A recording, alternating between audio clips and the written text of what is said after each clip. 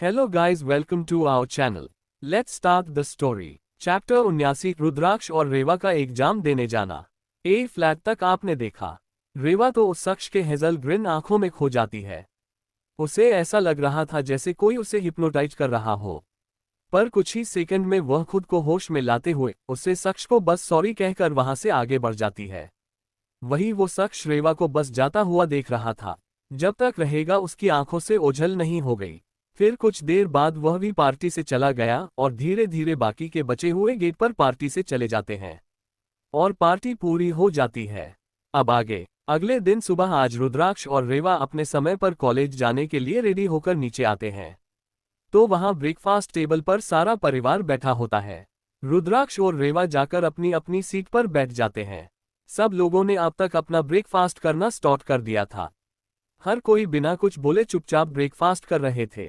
तभी रुद्राक्ष और रीवा के वहां आते ही रुक्मणी जी का मुंह बन जाता है और वह उन्हें गुस्से से देखने लगती है। रुक्मणी जी रुद्राक्ष और रेवा को बहुत कुछ कहना चाहती थी, लेकिन राजेंद्र जी की कल रात की धमकी की वजह से वह चुप ही रहती है। वैसा ही हाल वैशाली जी, रूपाली, आकाश और महेंद्र जी का भी हो रहा था, लेकिन राजेंद्र जी के डर से कोई कुछ नहीं बोल रहा था। वही कुसुम जी ने रुद्राक्ष रेवा को भी उनका ब्रेकफास्ट सर्व किया। फिर हर कोई चुपचाप ब्रेकफास्ट करने लगे। ब्रेकफास्ट करने के बाद प्रताप जी और महिंद्रा की ऑफिस के लिए निकल जाते हैं। वही रूपाली और आकाश अपने रूम में अपना बैग लेने के लिए चले जाते हैं। तो रुद्राक्ष और रेवा भी अपना बैग लेकर ही नीचे आए थे, जो हॉल में सोफे पर ही रखा हुआ था। वो दोनों उसे लेकर बाहर जाने ही वाले होते हैं कि तभी कुसुम जी पीछे से उन्हें रोकते हैं और कहती है, रुद्राक्ष, रेवा, तुम लोग थोड़ी देर के लिए रुको, मैं अभी आता हूँ। इतना कहकर वह वहां से घर के अंदर बने मंदिर की तरफ चली जाती है और थोड़ी देर में अपने हाथों में आरती की थाली लिए वापस रुद्राक्ष और रेवा के पास हाल में आ जाती है। वहीं रुक्मणी जी और वैशाली जी भी वही हाल में सोफे पर बैठ जाती हैं। अब तक राजेंद्र जी भी गार्डन एरिया में चले गए थे। हाल में आकर कुसुम जी सबसे पहले रुद्राक्ष और रेवा के तिलक लगाकर उनके ऊपर चावल डालती हैं और बाद में उनकी आरती उतारती है। तभी रूपाली और आकाश भी सीढ़ियों से होते हुए नीचे आने लगते हैं। आकाश को कल की वजह से पहले से ही रुद्राक्ष से गुस्सा था, क्योंकि कल वह रुद्राक्ष को ड्रिंक में ड्रग्स मिलाकर देना चाहता था, लेकिन रुद्राक्ष ने वह ड्रिंक पिया ही नहीं था और आकाश थोड़ा सा ही ड्रग लाया था, क्योंकि वह ड्रग्स को अपने पास रखने का कोई रिस्क नहीं लेना चाहता था। उसने सारा ड्रग्स वह पहले वाली ड्रिंक में मिला दिया था, लेकिन रुद्राक्ष ने वह ड्रिंक पिया ही नहीं और उसे ही वापस थमा दिया था।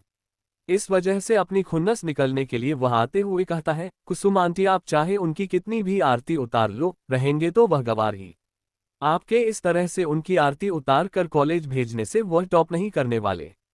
तो कुसुम जी उससे कहती है, वो टॉप करते हैं या नहीं, ये बात की बात है आकाश, लेकिन आज मेरे बच्चे पहली बार अपने घर से एग्जाम देने के लिए जा रहे हैं, तो मैं तो उनकी आरती उतरूंगी ही। इतना कहने के बाद कुसुम जी रुद्राक्ष और रेवा को एक एक चम्मच दही चीनी खिलाती हैं। फिर रुद्राक्ष रेवा कुसुम जी का आशीर्वाद लेते हैं और बाकी सबको इग्नोर कर वहां से चले जाते हैं, जैसे वह सब इस दुनिया में मौजूद ही ना हो। तभी कुसुम जी पीछे पलटकर वैशाली जी से कहती है, दीदी, आज आकाश और रूपाली की भी एग्जाम है, क्या आप उनकी आरती नहीं उतरेंगे? तो रुक्मणी जी गुस्से में कुसुम जी की तरफ देखकर कहती है, मेरे बच्चे तुम्हारे उन गंवार बच्चों की तरह नहीं है जिन्हें एग्जाम में पास करने के लिए भी आरती और भगवान की सहायता लेनी पड़े। वो हर एग्जाम में टॉप करते हैं, उन्हें इन सब चीजों की जरूरत नहीं है। उद्धरण चिन्ह। तो कुछ समझी उनकी बात का जवाब देते हुए कहती है, माँ, आप उन दोनों को गंवार कहना बंद कर दीजिए, क्योंकि आप शायद भूल रही है कि रुद्राक्ष की खुद की अपनी गेमिंग कंपनी है, जो कि इंडिया में नंबर 1 पर है। वही रीवा का तो अपना खुद का फैशन ब्रांड है, जो इंडिया में टॉप 10 में आता है और पूरे वर्ल्ड में टॉप 20 पर। उद्धरण चिन्ह। तो रुक्मणी जी कुसुम जी की बात से थोड़ा चिढ़ जाती है। वही वैशाली जी भी अपना मुंह सिकोड़ लेती है और कहती है, कुसुम, क्या तुम मेरे बच्चों को नीचा दिखाने की कोशिश कर रही हो? अगर उन लोगों ने अपना अपना बिजनेस खड़ा कर दिया है तो यह कोई बड़ी बात नहीं है। अगर मेरे बच्चे चाहे तो वह उससे भी बड़ी कंपनी रातों रात खड़ी कर सकते हैं। उद्धरण चिन्ह। वैशाली जी की बातों को सुनकर कुसुम जी समझ जाती है कि वैशाली जी को रुद्राक्ष और रेवा की कामयाबी पसंद नहीं है, लेकिन वह वैशाली जी से आगे बहस नहीं करती और कहती है, ठीक है दीदी, जैसी आपकी मर्जी। इतना क्या, कुसुम जी आरती की थाली लेकर मंदिर की तरफ चली जाती है। रुक्मणी जी, वैशाली जी, आकाश और रूपाली चारों कुसुम जी को गुस्से में देख रहे थे। उनके जाने के बाद रूपाली अपने चेहरे पर झूठी मुस्कान लाकर के रुक्मणी जी के पास आती है और उनके पैर छूती है और कहती है, दादी माँ आशीर्वाद दीक्षित दीजिए ताकि मैं इस बार भी पूरे कॉलेज में टॉप कर सकूं। उद्धरण चिन्ह। तो वही उसकी बात सुन रुक्मणी जी उसके हाथ सर पर प्यार से हाथ फिरते हुए कहती है, अरे मेरी राजकुमारी, तुम्हें टॉप करने के लिए मेरे आशीर्वाद की क्या जरूरत है। इसके लिए तो तुम्हारी मेहनत ही काफी है। तुम बिल्कुल भी चिंता मत करो, हमेशा की तरह इस बार भी तुम ही पूरे कॉलेज में टॉप करेगी। इतना कहकर वो रूपाली को अपने गले से लगा लेती है। तो रूपाली भी उनसे गले मिलती है। फिर वह वैशाली जी की तरफ जाती है। वैशाली जी भी उसे ऑल द बेस्ट कहती हैं और गले लगा लेती है। फिर आकाश भी रुक्मणी जी के पास आता है और उनके पैर छूता है। तो रुक्मणी जी उसे भी कॉलेज में फिर से टॉप आने के लिए आशीर्वाद देती है। और फिर आकाश वैशाली जी के पास जाता है तो वैशाली जी उसे भी ऑल द बेस्ट कहकर गले लगा लेती है। उसके बाद रूपाली और आकाश भी कॉलेज के लिए निकल जाते हैं। वहीं दूसरी तरफ रुद्राक्ष और रेवा पहले ही कॉलेज पहुंच जाते हैं।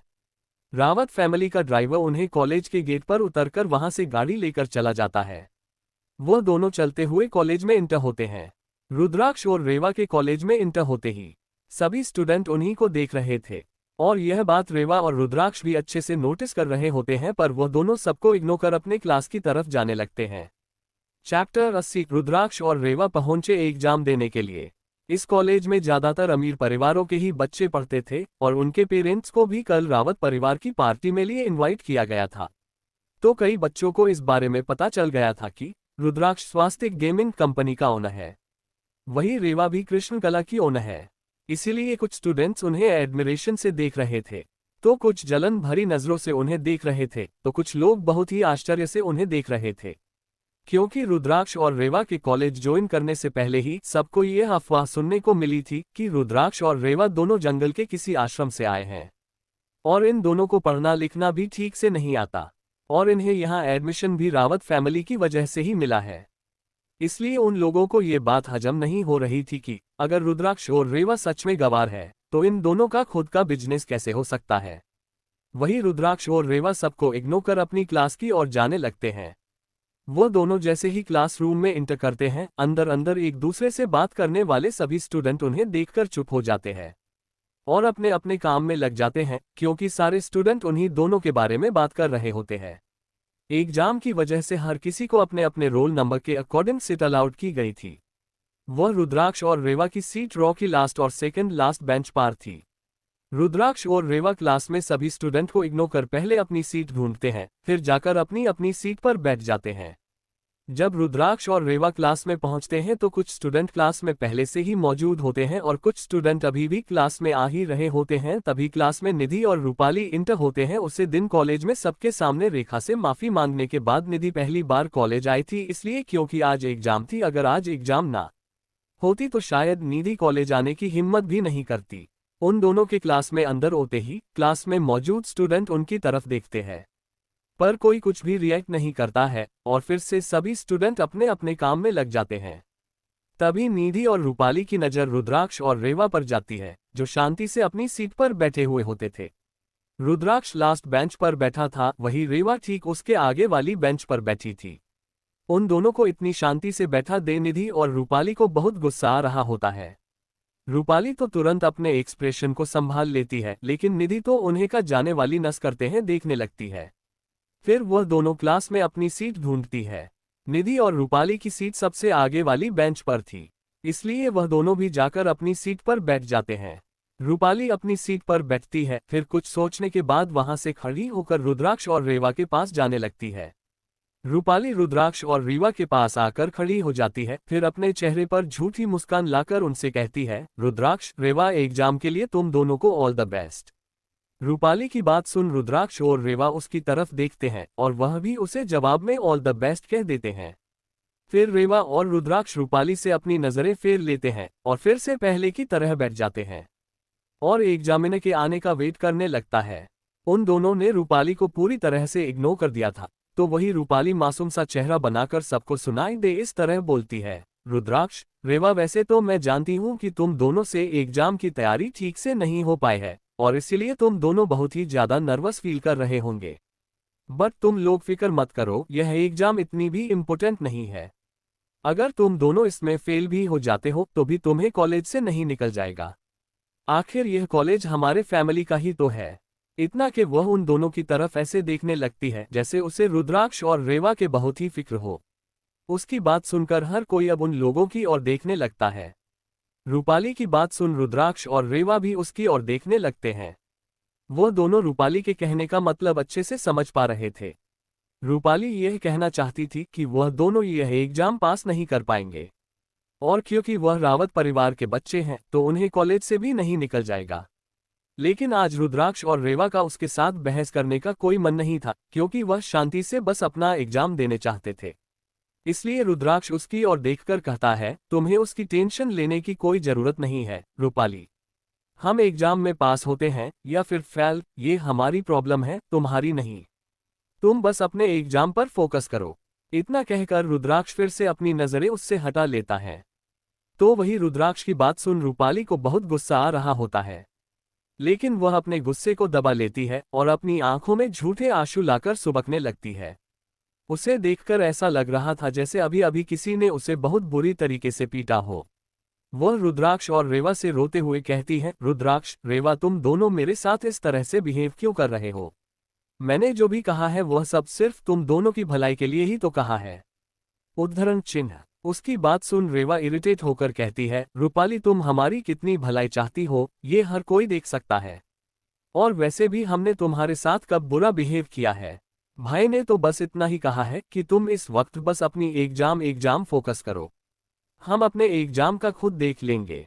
इसमें भाई ने क्या ही गलत कहा है? उद्धरण चिन्ह। रेवा की बात सुन पूरा क्लास रूपाली को अजीब नजरों से देखने लगता है।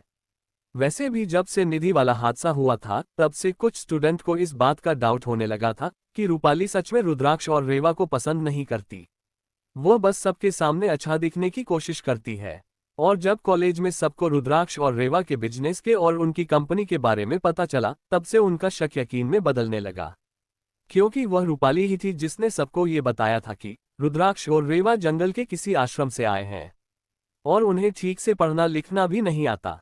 और जब कॉलेज के बाकी स्टूडेंट को रुद्राक्ष और रेवा के टैलेंट के बारे में पता चला गया है तो ये हो ही नहीं सकता कि रूपाली उनकी बहन होते हुए भी उसे ना पता चला हो, या शायद उसे पता होने के बावजूद भी वह ऐसा बिहेव कर रही है जिससे सबको ऐसा लगे कि यह खबर झूठी है।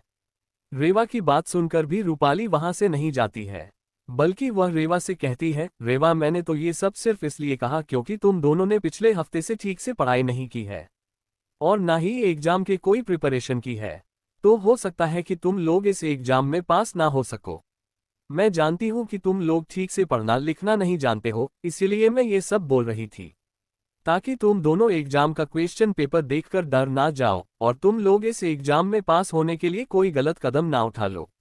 उद्धरण चिन्ह। रूपाली की बात सुनकर रुद्राक्ष अपनी बेंच पर पीछे की ओर टेक लगाकर आराम से बैठ जाता है और अपनी एक आईब्रो ऊपर की तरफ उठाते हुए रूपाली से कहता है, रूपाली, तुम्हें किसने कहा कि हम दोनों ठीक से पढ़ना लिखना भी नहीं जानते और एग्जाम में पास होने के लिए किस तरह का गलत कदम उठाया जाता है? क्या तुम हमें इस बारे में बता सकती हो?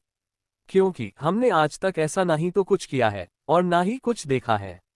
वह क्या है ना, आज तक हमने जितनी भी एग्जाम दी है वह सारी आश्रम के स्कूल में ही दी है। आज पहली बार हम कहीं बाहर कोई एग्जाम दे रहे हैं, इसलिए हमें इस तरह का कोई एक्सपीरियंस नहीं है। उद्धरण चिन्ह। वैसे तो रूपाली अपनी बातों के जरिए पूरे क्लास को साफ साफ ये कहना चाहती थी कि रुद्राक्ष और रेवा एग्जाम को पास करने के लिए चीटिंग करने वाले हैं, लेकिन रुद्राक्ष की बात सुन रूपाली से कुछ कहने को ही नहीं बन रहा था। चैप्टर 81, रुद्राक्ष और रेवा का एग्जाम देना। आगे रूपाली को कुछ ना बोलना देख निधि वहां आ जाती है। वो रूपाली के बगल में खड़े होकर रुद्राक्ष और रेवा को गुस्से में देखती है और कहती है, अब तुम लोगों को इतना भोला बनने की भी जरूरत नहीं है रुद्राक्ष। यहाँ सबको ये बात पता है कि तुम दोनों जंगल के एक आश्रम से आए हो और तुम दोनों को ठीक से पढ़ना लिखना भी नहीं आता, तो जाहिर सी बात है कि तुम दोनों को इस एग्जाम को पास करने के लिए चीटिंग ही करनी पड़ेगी। उसके बिना तो तुम दोनों इस एग्जाम को पास कर ही नहीं सकते। उद्धरण चिन्ह। निधि की बात सुनकर रूपाली अच्छे होने का नाटक करते हुए कहती है, रुद्राक्ष, रेवा, मेरे कहने का यह मतलब नहीं था। देखो, एक बार के लिए अगर तुम लोग फेल भी हो जाते हो भी तो तुम दोनों को कॉलेज से नहीं निकल जाएगा और तुम लोग आगे पढ़ाई कंटिन्यू कर सकते हो। लेकिन अगर तुम दोनों चैटिंग करते हुए पकड़े जाते हो तो तुम दोनों को कॉलेज से भी निकाला जा सकता है। इससे तुम दोनों का फ्यूचर खतरे में आ सकता है, साथ ही हमारी फैमिली की भी बदनामी हो सकती है। इसीलिए मैं बस इतना कह रही थी कि तुम दोनों प्लीज चीटिंग करने के बारे में मत सोचना। मैं जानती हूँ कि तुम दोनों यह एग्जाम पास नहीं कर सकते, लेकिन फिर भी मैं यह उम्मीद तो कर सकती हूँ कि तुम दोनों इस एग्जाम को ईमानदारी से दोगे।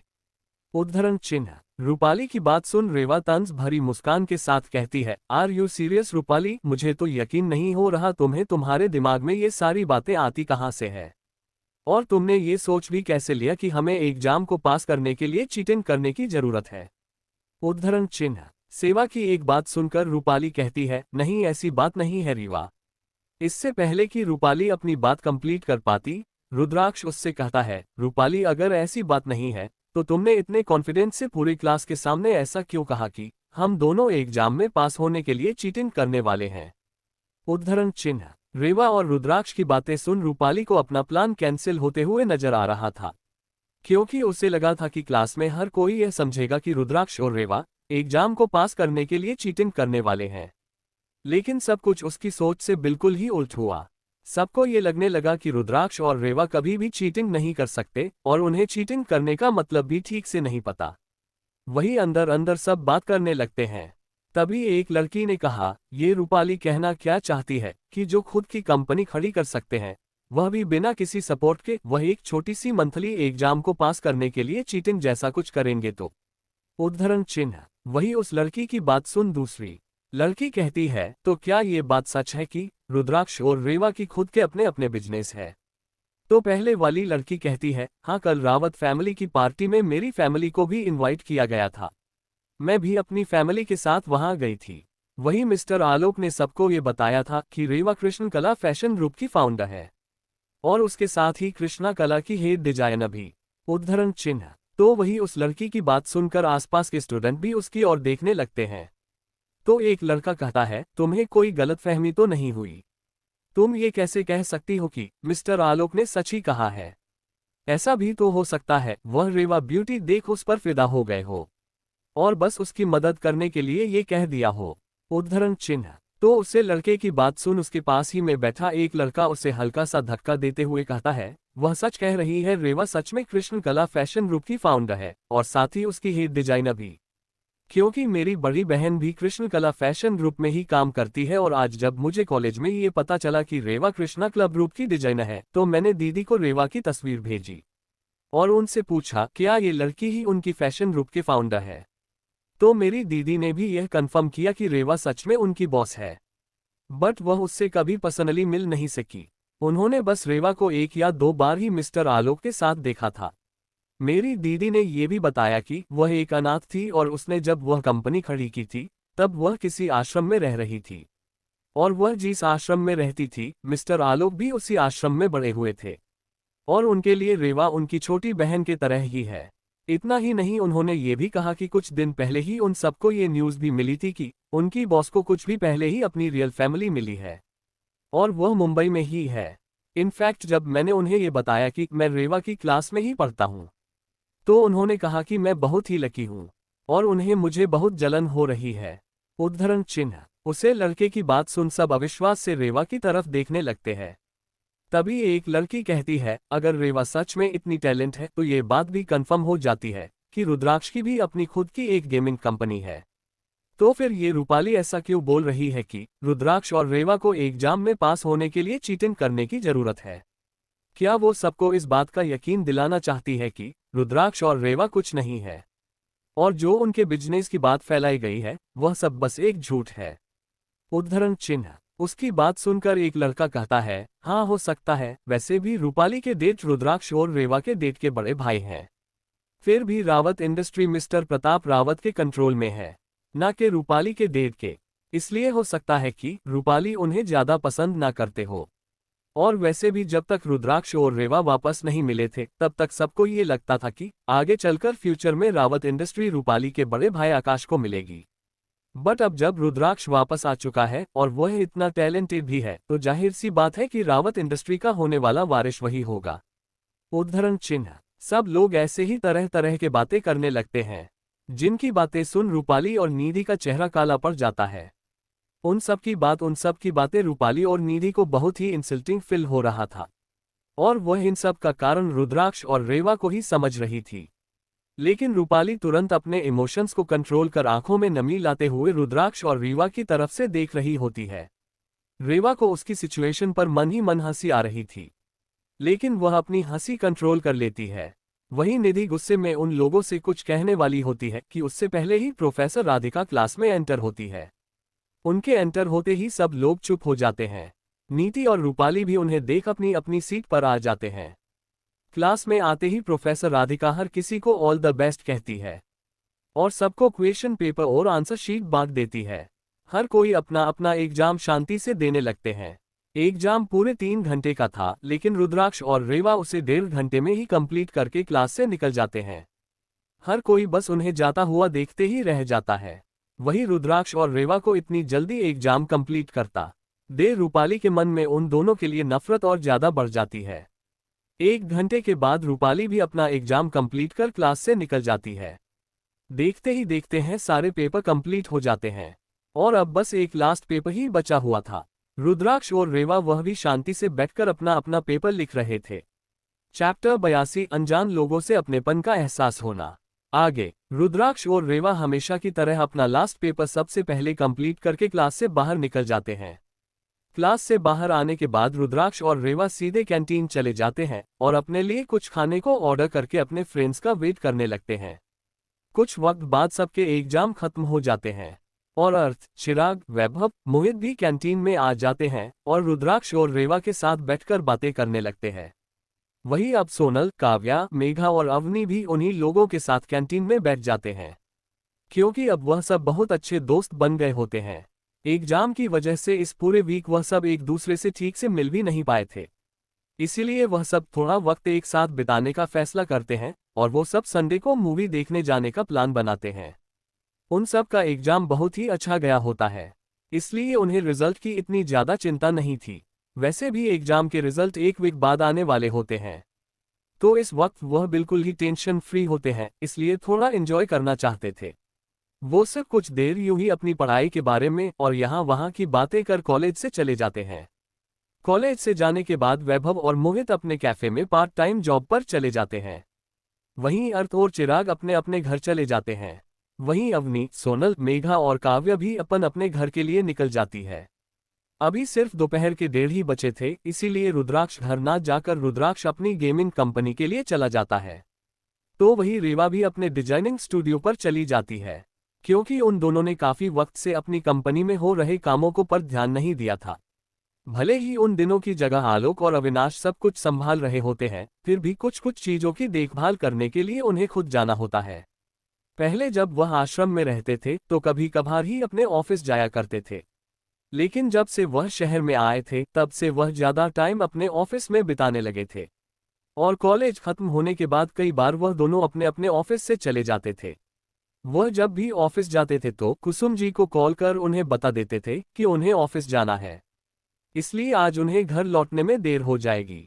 इसीलिए आज भी ऑफिस जाते वक्त रास्ते में ही कुसुम जी को कॉल करते हैं।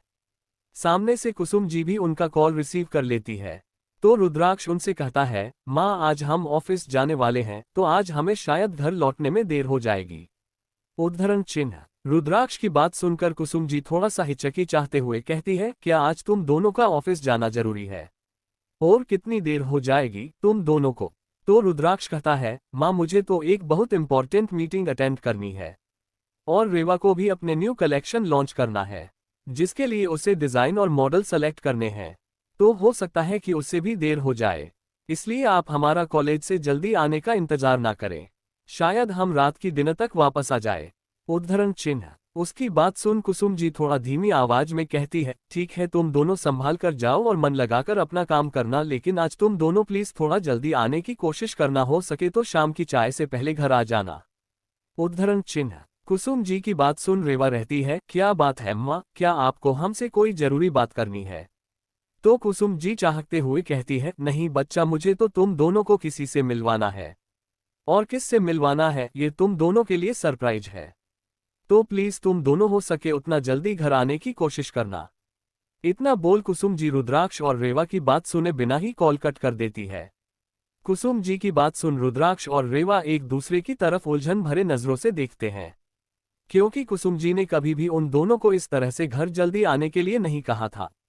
तो वह भी सोचते हैं कि जरूर कोई बात होगी, इसीलिए वो दोनों ये फैसला करते हैं कि वह हो सके उतना जल्दी अपना काम खत्म करके घर लौट जाए। रावत मैंशन में शाम के 5:30 बजे के करीब रुद्राक्ष रेवा एक साथ रावत मैंशन लौट आते हैं। जब वह घर के अंदर जाते हैं तो देखते हैं कि लिविंग हॉल में एक बूढ़ा कपल बैठा होता है, जो शायद उसके दादा दादी की उम्र के ही होते हैं। वही कुसुम जी उन्हें बहुत ही सम्मान के साथ चाय और स्नैक्स सर्व कर रही होती है। तो दादी जी अपने चेहरे पर झूठी मुस्कान लिए बस चुपचाप दादाजी के बगल में बैठी थी, और दादाजी बहुत ही खुशी खुशी उन दोनों से बातें कर रहे होते हैं। वही कुसुम जी भी बीच बीच में उन लोगों से बातें कर रही होती है और उन्हें तरह तरह की स्नैक्स खाने पर जोर दे रही होती है। प्रताप जी भी शायद आज ऑफिस से जल्दी आ गए होते हैं, वह भी उन्हीं के पास एक सोफे पर बैठे होते हैं। वही वैशाली जी और रूपाली भी अपने चेहरे पर झूठी मुस्कान लिए वहीं पर बैठे होती है। रुद्राक्ष और रेवा के अंदर आते ही उसके कदमों की आवाज से हर कोई उसकी तरह देखने लगता है। वही उन्हें देखकर कुसुम जी के चेहरे पर बड़ी सी स्माइल आ जाती है। तो वही वह कपल जो वहां बैठा था, वह रुद्राक्ष और रेवा को आंसू भरी आंखों देखने लगते हैं। उन दोनों को देख रुद्राक्ष और रेवा को बहुत ही अपनापन फील होता है, पर वह उन्हें पहचान नहीं पाए, क्योंकि उन्होंने नहीं तो उन्हें अपनी इस लाइफ में कभी देखा था और ना ही पिछले जिंदगी में। वह उन्हें ध्यान से देखते हैं। वह बूढ़ा शख्स जो शायद राजेंद्र जी की ही उम्र का था, उनकी पर्सनैलिटी बहुत रौबदार थी। वही वह बूढ़ी औरत जो शायद उनकी दादी की उम्र की थी, वह बहुत ही नर्म मिजाज के लग रहे थी। रुद्राक्ष और रेवा उन्हें कंफ्यूजन से देख रहे होते हैं।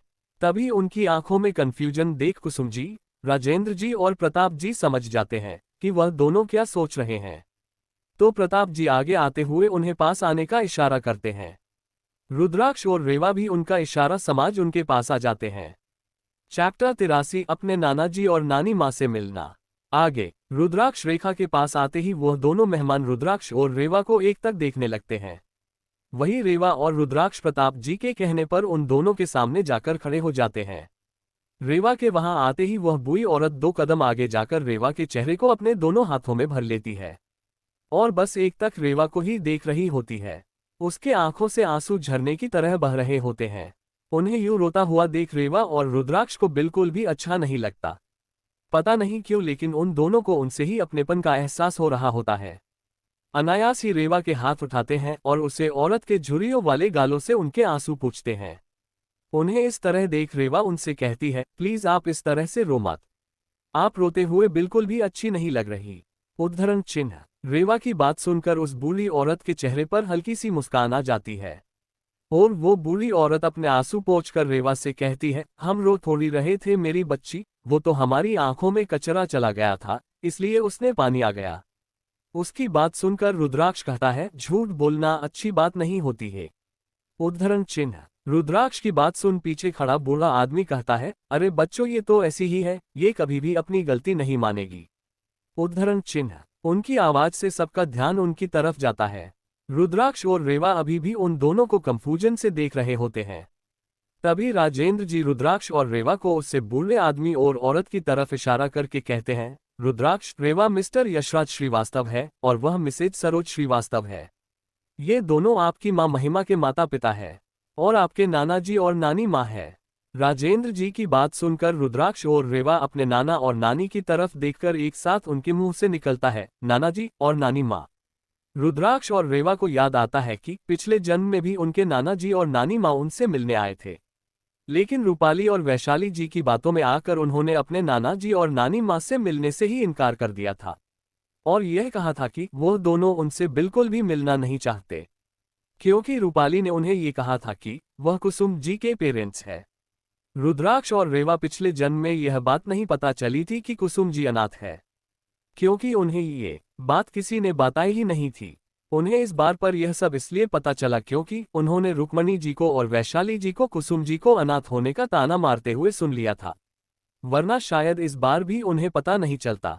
अपने नाना जी नानी माँ को देखकर रुद्राक्ष और रेवा दोनों के चेहरे पर प्यारी सी स्माइल आ जाती है, जो देखकर हर किसी का दिल खुशी से भर जाता है। तभी रुद्राक्ष और रेवा नीचे झुककर सरोज जी और यशराज जी के पैर छूते होते हैं, तो वह दोनों रेवा और रुद्राक्ष को आशीर्वाद देकर उन्हें गले से लगा लेते हैं। सरोज जी उन्हें देखकर कहती है, कितने बड़े हो गए हो तुम दोनों, काश हम तुम दोनों का बचपन अपनी आंखों से देख पाते, पर अब हम तुम दोनों से मिलकर बहुत खुश है। भगवान ने हमारे इतने सालों की प्रार्थना आखिरकार सुन ही ली। उन लोगों को यूं प्यार से मिलने देखकर जहां राजेंद्र जी, कुसुम जी और प्रताप जी बहुत खुश हो रहे होते हैं, वहीं रुक्मणी जी, वैशाली जी और रूपाली को बहुत ही गुस्सा आ रहा होता है। तभी रुक्मणी जी सबका ध्यान अपनी तरफ खींचते हुए अपने चेहरे पर नकली मुस्कान लाकर कहती है, अरे यशराज भाई साहब, सरोज बहन जी, अब क्या आप लोग अपने नती और नातिन से खड़े खड़े ही सारी बातें कर लेंगे या बैठेंगे भी? उद्धरण चिन्ह। तो उनकी बात सुन हर किसी का ध्यान टूट जाता है और वह लोग वहीं सोफे पर बैठ जाते हैं। इस वक्त रेवा और रुद्राक्ष सरोज जी और यशराज जी के बीच में बैठते हैं। सरोज जी ने रेवा का हाथ अपने हाथों में पकड़ा हुआ था और वह प्यार से उसे और रुद्राक्ष को देख रही थी। तभी उनकी बात सुनकर रेवा और रुद्राक्ष कुछ कहते उससे पहले ही रूपाली अपने चेहरे पर चापलूसी भरी मुस्कान लाकर रुद्राक्ष और रेवा से कहती है, रुद्राक्ष, रेवा, एग्जाम तो दोपहर को ही खत्म हो गई थी, तो तुम दोनों इतनी देर तक कहाँ थे? क्या कुसुम आंटी ने तुम्हें फोन करके यह नहीं बताया कि आज तुम्हारे नाना जी और नानी माँ तुम दोनों से मिलने के लिए आने वाले हैं? उद्धरण चिन्ह। रूपाली की बात सुन हर कोई उसकी तरफ देखने लगता है। वही रुद्राक्ष और रेवा रूपाली की बात अच्छी तरह से समझ गए थे। वह ये कहना चाहती थी कि कुसुम जी ने रुद्राक्ष और रेवा को यशराज की और सरोज जी के आने की बात नहीं बताई और ना ही उन्हें घर जल्दी आने के लिए कहा। उद्धरण चिन्ह। तो वही रूपाली के बात पूरी होने के बाद ही वैशाली जी कहती हैं, अरे चुप करो रूपाली, तुम ये क्या कह रही हो? भला कुसुम ऐसा क्यों करेगी? वह तो सरोज आंटी और यशराज अंकल की कितनी इज्जत करती है। हाँ, भले ही वह रुद्राक्ष और रेवा की सौतेली माँ है, लेकिन वह उन्हें उनके नाना जी और नानी माँ से मिलने के लिए भला क्यों ही रोकेगी? वैशाली जी साफ साफ शब्दों में ये कहना चाह रही थी कि कुसुम जी नहीं चाहते कि रुद्राक्ष और रेवा अपने नाना जी और नानी माँ से मिले, और वैशाली जी की यह बात वहां बैठा हर कोई समझ भी रहा था। तभी रुक्मणी जी कुसुम जी की तरफ देखकर कहती है, कुसुम, यशराज भाई साहब और सरोज जी के आने के बारे में पता चलने के बाद इन्होंने, राजेंद्र जी, तुम्हें कहा था ना कि रुद्राक्ष और रेवा को उसके नाना जी और नानी माँ के घर आने की खबर कर दे। क्या तुमने रुद्राक्ष और रेवा को कॉल करके यह नहीं बताया कि आज उनके नाना जी और नानी माँ उनसे मिलने के लिए आने वाले हैं, तो वह जल्दी घर आ जाए और आज यहाँ वहाँ घूमने के लिए ना चले जाए? फिर वह अपने चेहरे पर थोड़ी सी निराशा लाकर कहती है, खैर तुमसे उम्मीद भी क्या की जा सकती है। उद्धरण चिन्ह। वही रुक्मणी जी को यूं कुसुम जी पर इल्जाम लगाता हुआ देख रुद्राक्ष और रेवा को बहुत गुस्सा आता है। तभी कुसुम जी कहती है, माँ जी, रुद्राक्ष और रेवा ने एग्जाम खत्म होने के बाद मुझे कॉल किया था और तब मैंने उन्हें ये भी कहा था कि आज वह थोड़ा जल्दी घर आ जाए। वह दरअसल, कुसुम जी अपनी बात पूरी कर पाती उससे पहले ही वैशाली जी बीच में कहती है, अगर तुमने उन दोनों को घर जल्दी आने के लिए कहा था तो वह दोनों इतना देर से क्यों आए? क्या तुमने उन्हें नहीं बताया था कि आज उनके नाना जी और नानी माँ उनसे मिलने आने वाले हैं? या फिर तुम ये चाहते ही नहीं थी कि रुद्राक्ष और रेवा घर जल्दी आए, इसलिए तुमने उन्हें यह नहीं बताया कि आज उसके नाना जी और नानी माँ उन दोनों से मिलने के लिए आने वाले हैं? उद्धरण चिन्ह। वैशाली जी की बादशाह कुसुम जी को बहुत ही बुरा फील होता है, वही रुद्राक्ष और रेवा को बहुत गुस्सा आने लगता है। वही वैशाली जी और रुक्मणी जी की बातें जसराज जी और सरोज जी को भी अच्छी नहीं लगती। चैप्टर 84, कुसुम जी और प्रताप जी की शादी। प्रताप जी ने यशराज जी और सरोज जी के सामने घुटने टेक कर कहा था, मैं कभी भी आपकी बेटी महिमा की जगह किसी को नहीं दे सकता और ना ही वह जगह मेरी जिंदगी में कोई ले सकता है। पर माँ, पिताजी, कुसुम की मेरी जिंदगी में एक अपनी ही अलग जगह है और मैं उसे अपनी जिंदगी में वह जगह देना चाहता हूँ, इसलिए मुझे आपकी इजाजत की जरूरत है। उद्धरण चिन्ह। थोड़ा रुककर प्रताप जी आगे बोलते हैं, कुसुम एक अनाथ है और वह एक अनाथ आश्रम में ही पाली बड़ी है। वह बस एक परिवार चाहती है जो उससे प्यार करे, इससे ज्यादा उसे कुछ नहीं चाहिए। उसे मेरे और महिमा के बारे में भी सब पता है और इतना ही नहीं, उसे मेरे खोए हुए बच्चों के बारे में भी पता है। और मैं आपको इस बात का विश्वास दिलाता हूँ कि भविष्य में जब मेरे बच्चे मुझे मिल जाएंगे तो वह उन्हें हमेशा माँ का प्यार देगी। जब वह ये सब बोल रहे थे तब कुसुम जी उनके पीछे अपना सर झुकाए खड़ी थी। उनकी आंखें थोड़ी सी नम थी। तभी सरोज जी कुसुम जी के पास आकर उनके सर पर हाथ फेरते हुए कहती है, किसने कहा हमारी बच्ची अनाथ है? हम हैं ना। ये कहते हुए वह कुसुम जी को प्यार से देख रही होती है। फिर वह प्रताप जी की तरफ देखकर कहती है, प्रताप तुम चिंता मत करो, हम जानते हैं कि तुम बहुत अच्छे इंसान हो। तुमने हमेशा हमारी बेटी का ख्याल रखा है। वह वक्त का खेल ऐसा हुआ कि हमने अपनी बेटी को खो दिया और तुमने अपनी पत्नी तथा अपने बच्चों को। हम जानते हैं अभी भी तुम्हारी आगे तुम्हारी अपनी पूरी जिंदगी पड़ी है। और हम कभी भी नहीं चाहेंगे कि तुम अपने अतीत की वजह से अपनी भविष्य को खत्म कर लो। इसीलिए तुम बेफिक्र होकर कुसुम को अपनी जिंदगी में ला सकते हो और हमारा आशीर्वाद हमेशा तुम दोनों के साथ रहेगा।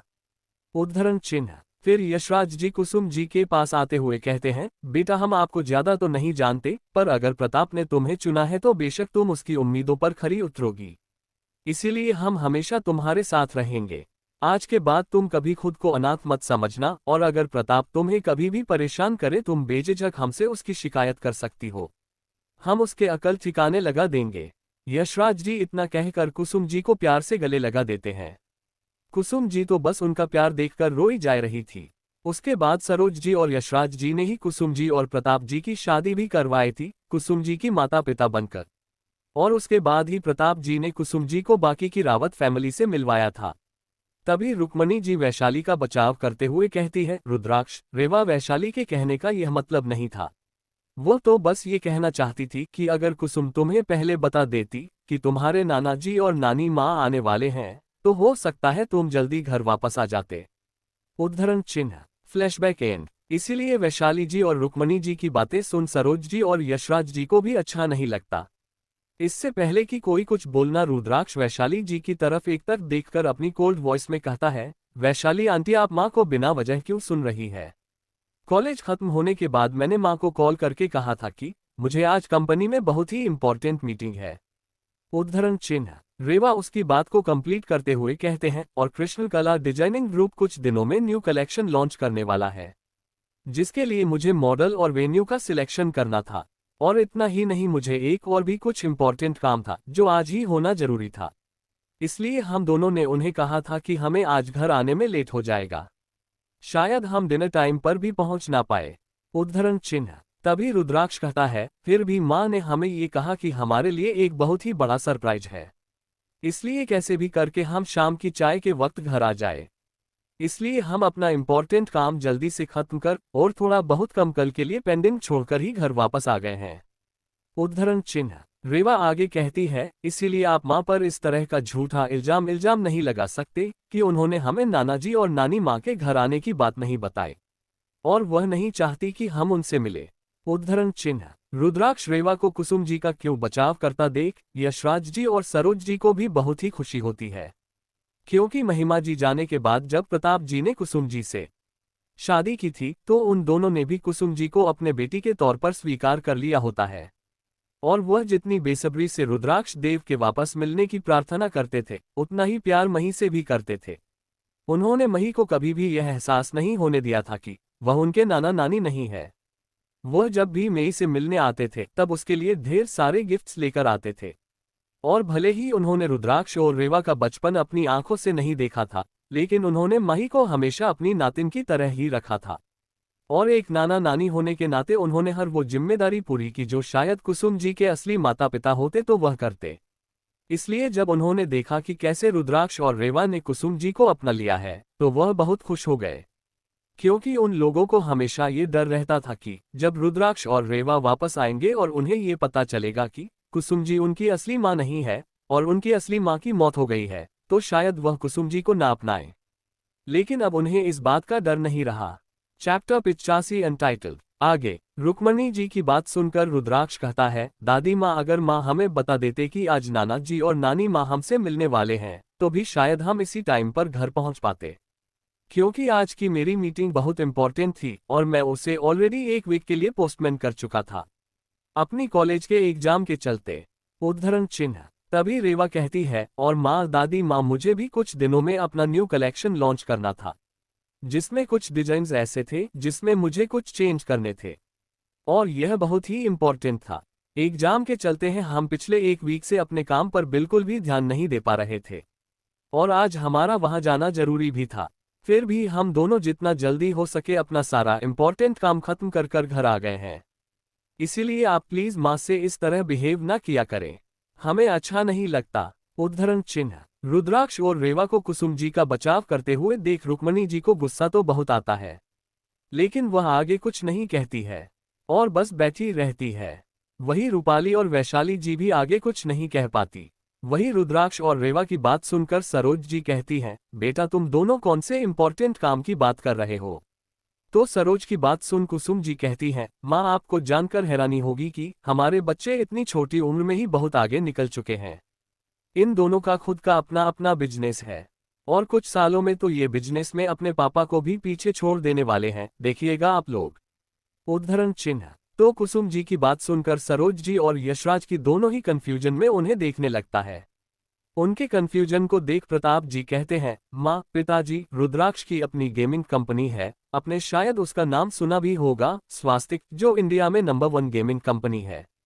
वही रेवा कृष्ण कला फैशन ग्रुप की प्रेसिडेंट है, साथ ही उसकी बेस्ट डिजाइनर भी। कृष्ण कला फैशन ग्रुप पूरे इंडिया में टॉप 10 फैशन डिजाइनिंग कंपनी में से एक है। उद्धरण चिन्ह। प्रताप जी की बात सुन यशराज जी और सरोज जी की आंखों में रुद्राक्ष और रेवा के लिए गर्व दिखाई देने लगता है।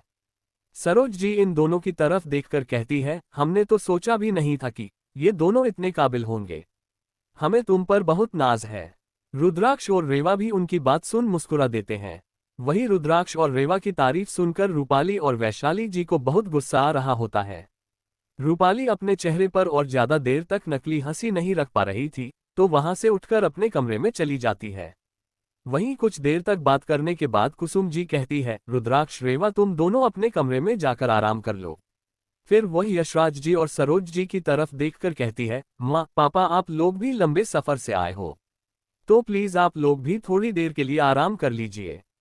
मैंने आप दोनों के लिए पहले से ही एक कमरा तैयार करवा लिया है। उनकी बात सुन सब हमें अपना सर हिला देते हैं और सब अपने अपने कमरे की तरफ जाने लगते हैं। रुद्राक्ष और रेवा को अपने कमरे में जाते हुए देख सरोज जी उन दोनों को रोक कर कहती है, बच्चों हम तुम दोनों के लिए बहुत सारे गिफ्ट्स लेकर आए हैं और वह तुम्हारे कमरों में पहले से ही पहुंचा दिए गए हैं, तो आराम करने के बाद तुम उन्हें एक बार देख जरूर लेना और अगर तुम्हें वह पसंद ना आए तो हमें बता देना, हम तुम्हारी पसंद के और गिफ्ट्स ले आएंगे। उद्धरण चिन्ह। वह ये कह ही रही होती है कि उससे पहले उनकी सिर्फ आधी बात सुनकर ही रेवा तो दौड़कर अपने कमरे की तरफ चली जाती है। उसने बस इतना ही सुना था कि उन दोनों के गिफ्ट्स उनके कमरों में रखे हुए हैं। वहीं उसे इस तरह से भागते हुए जाते देखकर कुसुम जी और प्रताप जी हंसते हुए ना में अपना सर हिला देते हैं। तभी रुद्राक्ष कहता है, माफ करना दादी माँ, रेवा बस ऐसे ही है। गिफ्ट्स के नाम सुनते ही वह खुश हो जाती है, और आप चिंता मत कीजिए, आप दोनों हमारे लिए जो भी लाए होंगे हमें वह हमेशा पसंद ही आएगा। इतना कहकर रुद्राक्ष भी अपने कमरे की तरफ चला जाता है। बाकी सभी अपने अपने कमरे की तरफ चले जाते हैं। वहीं कुसुम जी रात के डिनर की तैयारी करने के लिए किचन में चली जाती है। आज कुसुम जी ने बहुत ही खास डिनर प्रिपेयर किया था, क्योंकि आज यशराज की और सरोज जी रावत मेंशन आए हुए थे, और आज रुद्राक्ष और रेवा के भी एग्जाम खत्म हो चुके थे। इस पूरे वीक एग्जाम के चलते उन दोनों ने ठीक से कुछ खाया पिया भी नहीं था, इसलिए कुसुम जी ने आज उन दोनों के बहुत सारे फेवरेट डिशेज बनाई थी। इतने वक्त में उन्होंने रुद्राक्ष सेवा की पसंद और नापसंद की सभी चीजों का अंदाजा लगा लिया था। कुसुम जी अभी भी किचन में डिनर की तैयारी कर रही होती है, तभी सरोज थी उनके पास आती है। सरोज जी को वहां आया हुआ देख कुसुम जी कहती है, अरे माँ आप यहाँ क्या कर रही है? आप इतने लंबे सफर से आए हैं, आप थक गई होंगी, आप थोड़ी देर के लिए आराम क्यों नहीं करते? मैं ये सब कुछ संभाल लूंगी। उद्धरण चिन्ह। कुसुम जी बात सुन सरोज जी कहती हैं, अरे बेटा मैं जानती हूँ कि तुम सब कुछ संभाल लोगी, पर मैं तो अपनी बेटी से अकेले में थोड़ी सी गपशप करने के लिए यहाँ आई हूँ। तो सरोज जी की बात सुनकर कुसुम जी मुस्कुरा देती है। सरोज जी कुसुम जी से पूछता है, वैसे बेटा क्या स्पेशल बना रही हो तुम आज हमारे लिए? उद्धरण चिन्ह। कुसुम जी मुस्कुराते हुए कहती हैं, आज तो बहुत ही खास डिनर बनाया है। मैंने आपकी और पापा की भी फेवरेट चीज बनाई है, साथ ही रुद्राक्ष, रेवा, मही, रूपाली और आकाश के भी फेवरेट डिशेज बनाई है।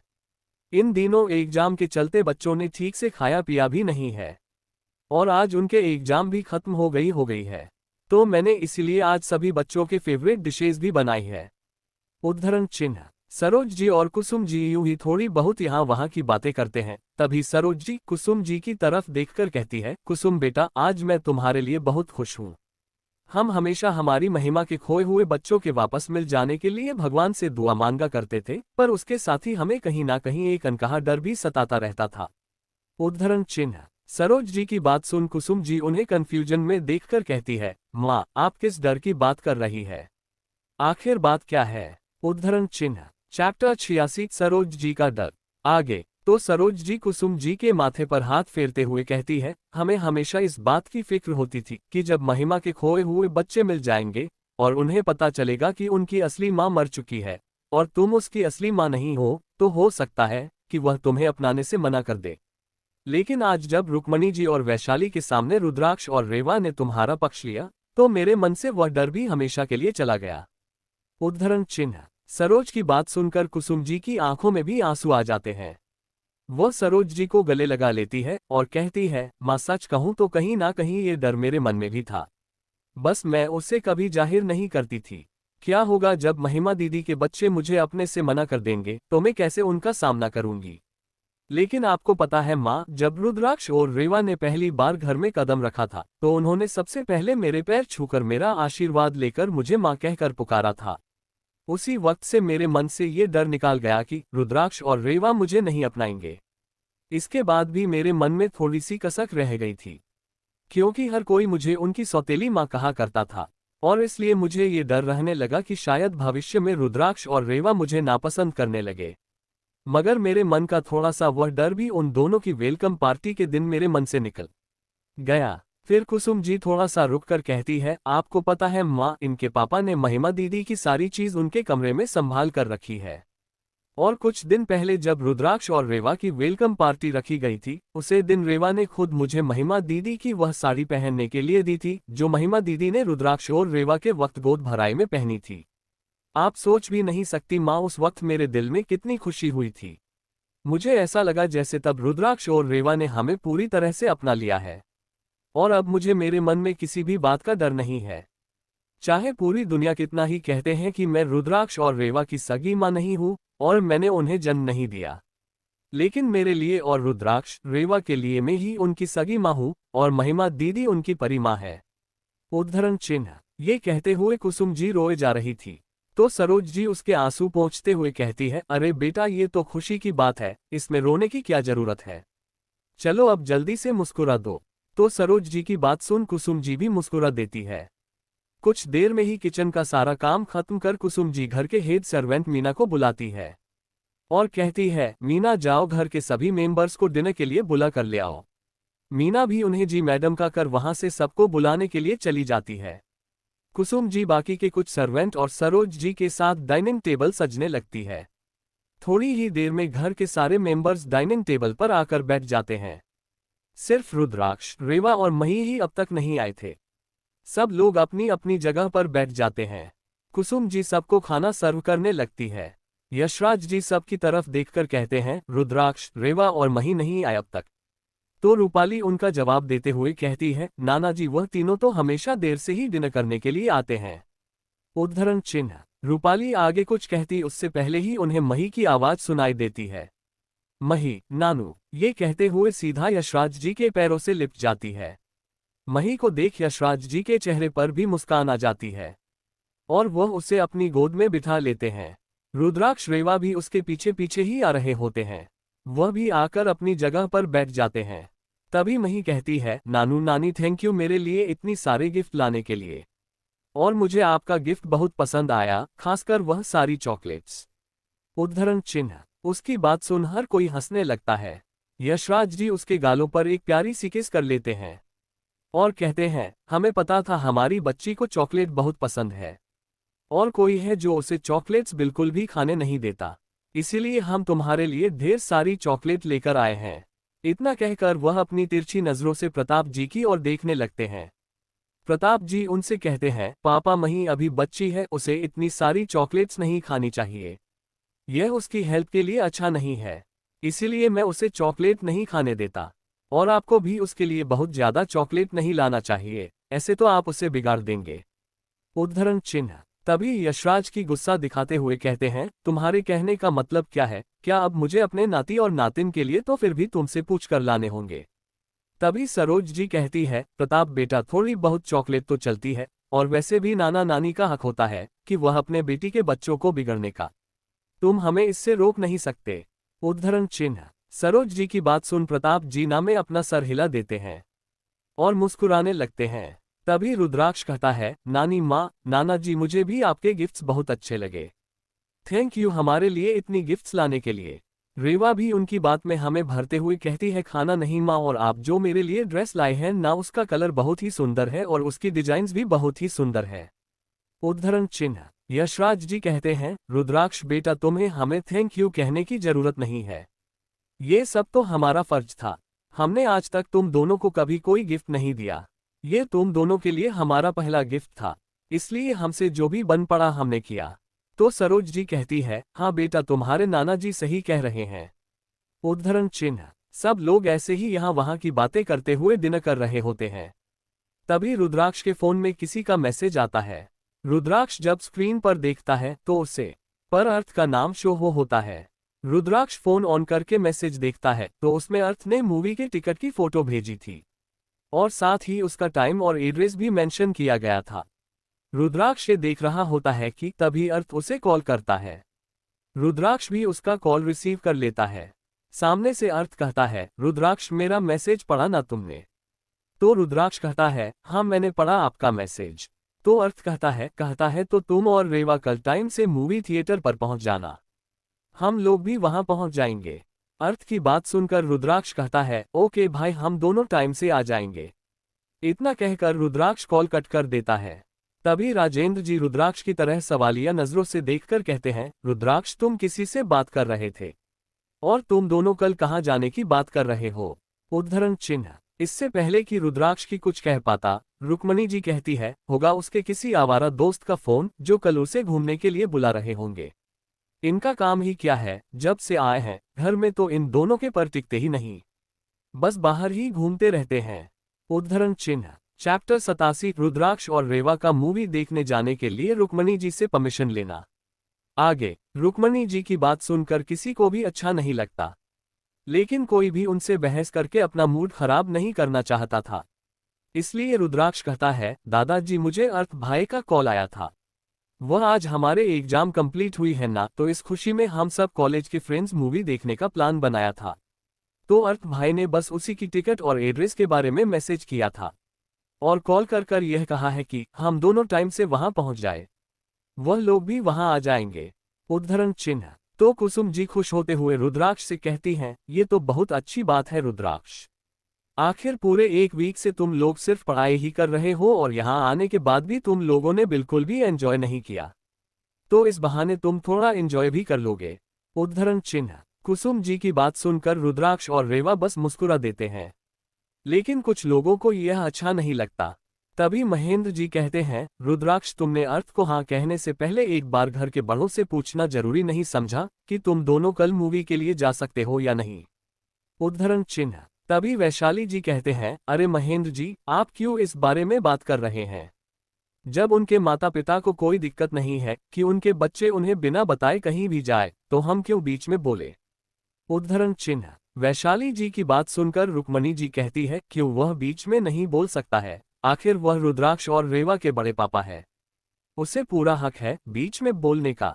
वैसे भी वह सही तो कह रहा है। रुद्राक्ष ने बस अर्थ को हाँ कह दी कि वह और रेवा कल मूवी के लिए टाइम पर पहुंच जाएंगे, लेकिन यहाँ इतने सारे बड़े बैठे हैं, लेकिन किसी से भी उसने यह नहीं पूछा कि वह कल मूवी देखने जा सकता है या नहीं। और तो और इन्होंने हमें यह भी नहीं बताया कि वह कितने बजे मूवी देखने जा रहे हैं या फिर कहाँ मूवी देखने के लिए जा रहे हैं। बस मुंह उठाकर अपने दोस्तों को हाँ कह दिया कि वह समय पर पहुंच जाएंगे। बड़ों से पूछने या उनकी आज्ञा लेने में तो जैसे उनकी इज्जत घट जाती है। उद्धरण चिन्ह। रुक्मणी जी की बात सुन सरोज जी कहती है, रुक्मणी जी, आप इस तरह से क्यों बोल रही है? एग्जाम खत्म होने के बाद बच्चे सिर्फ मूवी देखने के लिए ही तो जा रहे हैं, उसमें आखिर किस तरह की इजाजत लेना? आप इतनी छोटी बात के लिए उन्हें क्यों इतना सुन रही है? उद्धरण चिन्ह। रुक्मणी जी उनसे से कहती है, सरोज जी यह हमारे परिवार का मामला है, तो आप इसे दूर ही रहे, क्योंकि हम अपने बच्चों को बिना बताए कहीं भी जाने की इजाजत नहीं देते। रुक्मणी जी की बात किसी को अच्छे तो नहीं लगती, लेकिन उन्होंने सच ही कहा था। सरोज जी इस मामले में नहीं बोल सकती थी, क्योंकि यह रावत परिवार का मामला था। तभी रेवा कहती है, आप लोग इतनी छोटी बात के लिए क्यों परेशान हो रहे हैं। फिर वह रुक्मणी जी की तरफ देखकर उनसे कहती है, चलिए दादी माँ, हमने पहले आपको नहीं पूछा तो अब पूछ लेते हैं। दादी माँ, क्या हम कल दोपहर 12 बजे रावत फैमिली के मॉल में जो थिएटर है वहां मूवी देखने के लिए जा सकते हैं या नहीं। उद्धरण चिन्ह। ये पूछकर रेवा उन्हें देखने लगती है, तो रुक्मणी जी उसके इस तरह के सवाल से शॉक्ड हो जाती है, क्योंकि उन्हें लगा था कि रुद्राक्ष और रेवा उनसे बहस करेंगे, लेकिन उन्होंने ऐसा कुछ भी नहीं किया। रुक्मणी जी को कोई भी जवाब देता हुआ ना देख रेवा फिर से कहती है, अरे दादी माँ, आपने कहा कि हमने आपसे पूछा नहीं। अब जब हमने आपसे पूछ रहे हैं कि क्या हम मूवी देखने जा सकते हैं या नहीं, तो आप उसका कोई जवाब क्यों नहीं दे रही। उद्धरण चिन्ह। वही रुक्मणी जी से तो अब कुछ और कहने को नहीं बन रहा था। तभी राजेंद्र जी कहते हैं, बेशक बच्चों, तुम दोनों मूवी देखने जा सकते हो, और अगली बार भी तुम्हें अपने फ्रेंड्स के साथ कहीं जाना हो तो तुम्हें इन सब के लिए इजाजत लेने की कोई जरूरत नहीं है। हम लोगों की तरफ से तुम दोनों को पूरी छूट है, क्योंकि रूपाली और आकाश भी अपने दोस्तों के साथ कहीं घूमने जाने के लिए कभी भी हमसे इजाजत नहीं लेते, और ना ही कभी यह बात कर जाते हैं कि वह दोनों कहाँ जा रहे हैं। इसलिए तुम दोनों भी अपने दोस्तों के साथ बिना पूछे या बताए जा सकते हो। हमें इससे कोई भी ऐतराज नहीं होगा, है ना रुक्मणी। उद्धरण चिन्ह। आखिरी के शब्द राजेंद्र जी ने रुक्मणी जी की तरफ देखकर सख्ती से कहा था। उनके आवाज सुन रुक्मणी जी होश में आती है और उन्हें पार्टी के दिन राजेंद्र जी की दी हुई धमकी याद आती है। तो रुक्मणी जी भी मन मारकर हाँ कह देती है। फिर सब चुपचाप अपना डिनर करने लगते हैं। अपना डिनर कर हर कोई अपने अपने रूम में चला जाता है। सुबह के वक्त डाइनिंग टेबल पर सारा परिवार नाश्ते के लिए डाइनिंग टेबल पर आ गया था। तभी रुद्राक्ष और रेवा भी डाइनिंग टेबल पर आ जाते हैं। रेवा को देखकर मही कहती है, दीदी आज तो आप रोज से भी ज्यादा सुंदर लग रही है। मही की बात सुनकर रेवा उसके गालों पर किस करती है और उससे थैंक यू कहती है, और उसके बगल के चेयर पर जाकर बैठ जाती है। तो रुद्राक्ष मही के सामने आकर कहता है, प्रिंसेस क्या आज सिर्फ दीदी ही सुंदर लग रही है, आपके भाई हैंडसम नहीं लग रहे। तो मही रुद्राक्ष को ऊपर से नीचे देखते हुए कहती है, वाह भाई, आज तो आप बिल्कुल हीरो की तरह लग रहे हैं। मही के मुंह से अपनी तारीफ सुन रुद्राक्ष बहुत खुश हो जाता है और अपने बालों में स्टाइल से हाथ फेरता है। फिर वह मही के गालों पर किसकर उसके दूसरी साइड की चेयर पर बैठ जाता है। आज रुद्राक्ष ने ब्लैक पेंट पर एक व्हाइट शर्ट पहना होता है, जो अच्छे से इन किया होता है। उसने शर्ट के बाजू को कोहनी तक फोल्ड की थी, और उसने शर्ट के ऊपर के 2 बटन खुले छोड़ रखे थे, जिसमें उसने गर्दन में पहनी हुई गोल्ड की चेन अच्छे से नजर आ रही थी। वही रेवा ने सरोज जी की दी हुई और गंजा सिल्क की व्हाइट कलर की बहुत ही खूबसूरत hand embroidery and mirror work वाली कुर्ती पहन रखी थी। साथ में उसके ऊपर उसने डार्क पिंक कलर का दुपट्टा डाल रखा था।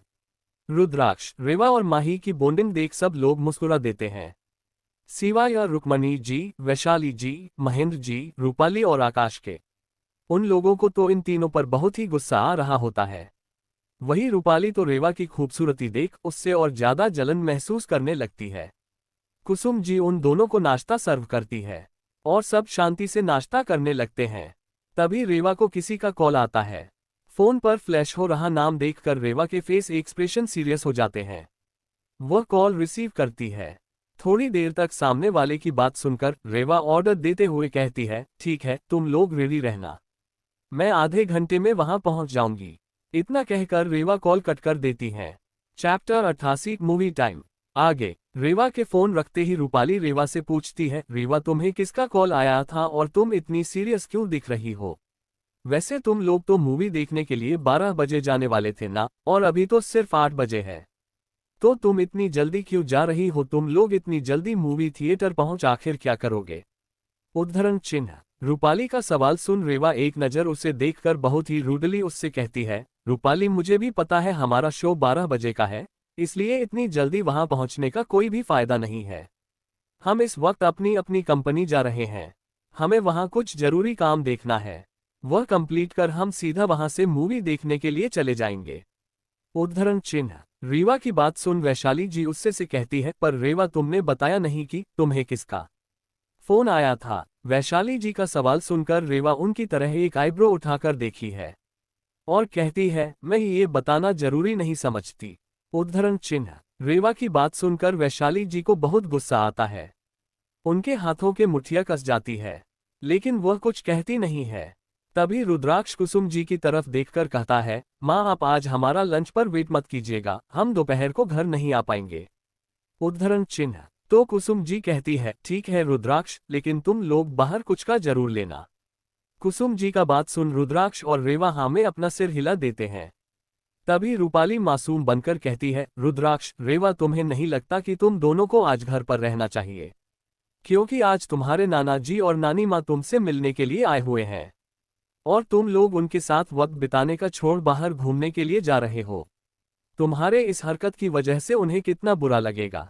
उद्धरण चिन्ह। रूपाली की बात सुनकर वैशाली जी भी उसके हाँ में हाँ मिलाते हुए कुसुम से कहती हैं, रूपाली बिल्कुल सही कह रहे हैं कुसुम, तुम्हें रुद्राक्ष और रेवा को समझना चाहिए कि आज उन्हें बाहर न जाकर अपने नाना नानी के साथ वक्त बिताना चाहिए। उद्धरण चिन्ह। रूपाली और वैशाली की बात सुन कोई कुछ और कहता, उससे पहले ही सरोज जी कहती है, नहीं रूपाली, रुद्राक्ष और रीवा के बाहर जाने से हमें बिल्कुल भी बुरा नहीं लगेगा। हमारे बच्चे अपने काम पर जा रहे हैं और उनका काम जरूर इम्पोर्टेंट होगा, इसीलिए तो वह आज के दिन भी काम करने के लिए जा रहे हैं। और रही बात मूवी देखने जाने की, तो वो दोनों मूवी देखने बाद लौटकर तो वह घर पर ही वापस आएंगे। हम तब उन दोनों के साथ वक्त बिता लेंगे, हमें उनके जाने से कोई भी दिक्कत नहीं है। इतना कहकर सरोज जी रुद्राक्ष और रीवा की तरफ एक प्यारी सी स्माइल पास कर देती हैं। सरोज जी की बात सुनकर अब कोई कुछ भी नहीं कहता है। सब चुपचाप अपना अपना नाश्ता करने लगते हैं। नाश्ता करने के बाद प्रताप जी और महेंद्र जी ऑफिस के लिए निकल जाते हैं। वहीं रेवा अपने डिजाइनिंग स्टूडियो की तरफ चली जाती है, तो वही रुद्राक्ष पर अपनी गेमिंग कंपनी के लिए घर से निकाल जाता है। वह सबके जाने के बाद सरोज जी और यशराज की मही को लेकर पास के ही एक पार्क में घूमने के लिए निकल जाते हैं। वहीं कुसुम जी अपने कामों में व्यस्त हो जाती है। रुद्राक्ष अपना काम खत्म कर सीधा रावत फैमिली के मॉल में आ जाता है और मूवी थिएटर के एंट्रेंस की तरफ चला जाता है। रेवा का स्टूडियो भी इसी मॉल में था, इसलिए वह भी सबसे फोन पर कांटेक्ट करके सीधा मूवी थिएटर के एड्रेस पर पहुंच जाती है। रुद्राक्ष और रेवा जब वहां पहुंचते हैं तो वहां पहले से ही सोनल, मेघा, काव्य, अवनी, चिराग, वैभव और मोहित उनका वेट कर रहे होते हैं। अब तक अर्थ वहां नहीं पहुंचा होता है। रुद्राक्ष और रेवा वहां जाकर उन लोगों को हाय करते हैं और तभी रुद्राक्ष कहता है, अर्थ नहीं पहुंचा अब तक। रुद्राक्ष ये बोल ही रहा होता है कि तभी पीछे से अर्थ की आवाज आती है, सॉरी गाइस, ट्रैफिक की वजह से मैं थोड़ा लेट हो गया। अर्थ के आने के बाद सब मूवी देखने के लिए चले जाते हैं। मूवी खत्म होने के बाद सब लोग मॉल में ही एक कैफे में कुछ खाने पीने के लिए चले जाते हैं। इस कैफे में सेल्फ सर्विस का सिस्टम था, इसीलिए रुद्राक्ष, अर्थ, चिराग, वैभव और मोहित लाइन में खड़े हो जाते हैं खाना लेने के लिए। वही रेवा, सोनल, काव्य, मेघा और अवनी आसपास की 2-3 टेबल को आपस में जोड़कर वहां बैठ जाती है। क्योंकि वह टोटल 10 लोग थे, इसलिए वो सब एक छोटे से टेबल पर नहीं बैठ सकते थे। थोड़ी देर में सारे लड़के खाना लेकर वहां पहुंच जाते हैं। उन्होंने सभी लड़कियों का खाना भी ले लिया था। वो सब लोग हंसी मजाक करते हुए अपना खाना एंजॉय कर रहे हैं। आसपास के सभी लोगों की नज़र उन्हें लोगों के ग्रुप पर टिकी हुई थी, क्योंकि उनके हंसी की खिलखिलाहट से पूरे कैफे में गूंज रही थी और वो लोग सबकी नज़रों से बेखबर अपने में ही डूबे हुए थे। तभी चिराग कहता है, यार गाइस चलो ना, आज क्लब चलते हैं। वैसे भी बहुत दिनों से हम गए नहीं हैं और हमारे एग्जाम भी कंप्लीट हो गए हैं और आज हमारे पास टाइम भी है। चिराग की बात सुनकर अर्थ उससे कहता है, हाँ यार चलो चलते हैं। अर्थ की बात सुन रुद्राक्ष और रेवा के साथ अवनी का भी चेहरा लटक जाता है। तभी रुद्राक्ष कहता है, भाई मैं और रेवा क्लब नहीं जा सकते क्योंकि हमें तो Vaham entry hi Nahim Milaji, Rudraxa ki bata suna artha kahata hi, K's entry Nahim Milaji Rudraxa, to Reva Rahati hi, by Appa Sayada Bula Rehi ho, Hamara 18 Salahon Mem Abi B2 Mahin Baki hi, Tabi Avani Bi Kahati hi, Frensa Main Bi Abataka 18 ki Nahim Way hum, Isali Main Bi Appa Saba K Satha Klaba Nahim Apani, quote, Aj K Liye Eatna Hi Dosto Milt Hi next chapter my. Thanks for watching guys, next episode come soon.